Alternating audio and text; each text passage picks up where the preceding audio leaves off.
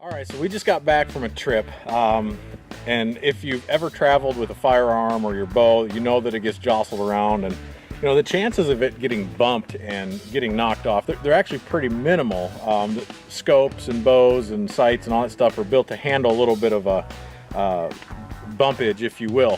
However, it seems like something very slight sometimes can knock your sights off. So I've actually got a hunt planned starting tomorrow afternoon going into Sunday, and I'm actually going to check my rifle scope right now, just burn a couple rounds, make sure I'm in the right place, and that's going to give me confidence knowing as I get in the stand tomorrow that my gun is on after a little bit of traveling. And just to let you know what we've got here, I've got a Thompson Center Encore and a 270. Got these bullets right here for it. We've also got a Burris full field scope, and we're going to burn around here, make sure everything's good. And then we're going to check with the Burris spotting scope back here. And this is something I'm going to tell you that I think is important. When you're practicing, even in a situation like this, having a spotting scope right next to you is going to save you the time of walking 100 yards.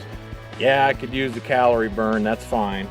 But I don't have a lot of time to do this. I'm hoping it's just going to take one, maybe two bullets. And I want to make sure I know where I'm hitting by either looking through the scope or looking through the spotting scope over here. So it's a good idea to have those things handy for you. And make sure you got your safety equipment, sunglasses, headphones, and we're going to burn around down at 100 yards here and see how the travel went on the firearm.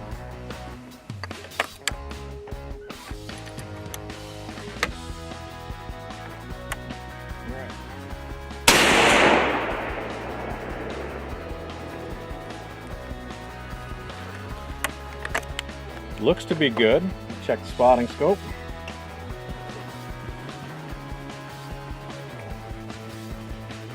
We're off a little bit.